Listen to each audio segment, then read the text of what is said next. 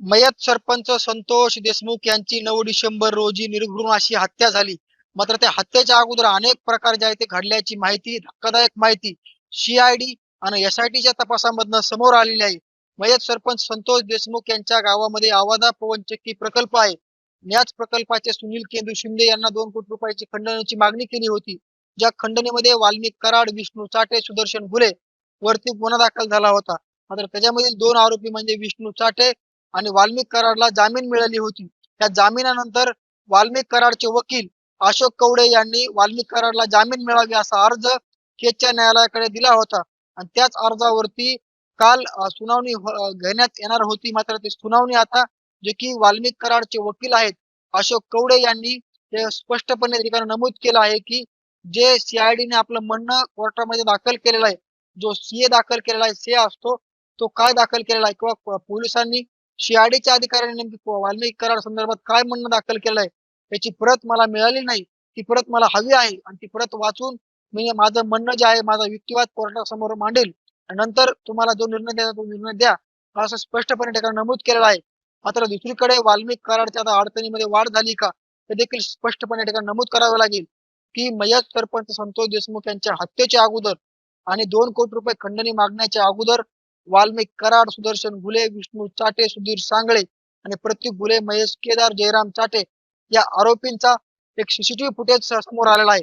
जे की 2 कोटी रुपये खंडणी मागण्याच्या अगोदरचा CCTV फुटेज सध्याला सोशल माध्यमांवरती प्रचंड प्रमाणात व्हायरल होतोय आणि दुसरीकडे वाल्मिक कराडला मोका अंतर्गत कारवाईमध्ये 7 दिवसाची SIT कोठडी मिळाली होती. हीच SIT कोठडी जे की डिजिटल एव्हिडन्स संदर्भात आम्हाला चौकशी करायची आहे असं स्पष्टपणे कोर्टासमोर जे की बीडच्या न्यायालयासमोर सरकारी वकिलाच्या माध्यमातून SITचे किरण पाटील यांनी स्पष्टपणे सांगितलं होतं आणि तेच जे की डिजिटल एव्हिडन्स आहेत, मग CCTV फुटेज होते का हे देखील आता स्पष्टपणे ठिकाणी नमूद करावे लागेल. ज्या अर्थी वाल्मिक कराडचे CCTV फुटेज समोर आले 2 कोटी रुपये खंडणी मागण्याच्या अगोदर विष्णू चाटेच्या कार्यालयामधनं हे CCTV फुटेज आता CID कडे आणि SIT कडे वर्ग करण्यात आलेले.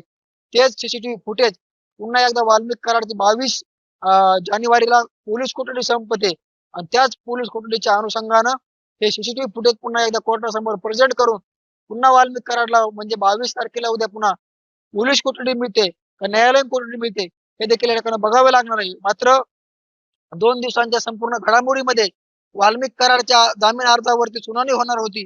मात्र ती सुनावणी जे की आरोपीचे वकील आहेत अशोक कवडे यांनी असं स्पष्टपणे म्हटलेलं आहे की जो पोलिसांनी CA मांडलेला आहे, त्यांचं म्हणणं मांडलेलं आहे CIDने, ते मी पाहितलेलं नाही, ती परत मला मिळालेली नाही. ती परत वाचून मी पुन्हा माझा युक्तिवाद करेल आणि त्याच्या अनुषंगानं आपण बघू शकतो की 23 जानेवारीला पुढील सुनावणी केज कोर्टामधील ठेवलेली आहे जामिनावरील अर्जाची.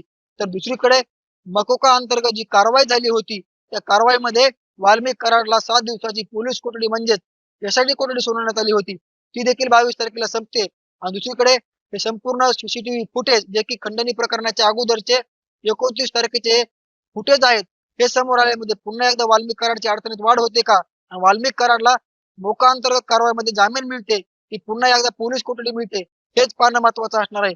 मात्र या संपूर्ण CCTV फुटेजच्या अनुषंगानं पुन्हा एकदा वाल्मिक कराडचे पाय खोलात गेल्याचं देखील म्हटलं जातंय. नक्कीच येणाऱ्या काळामध्ये काय निष्पन्न होतंय आणि या CCTV फुटेज मधनं वाल्मिक कराडला कोठडी मिळते का न्यायालयीन कोठडी मिळते हे देखील पाहणं महत्वाचं असणार आहे. मुंबई तक योगेश काशीद, बीड.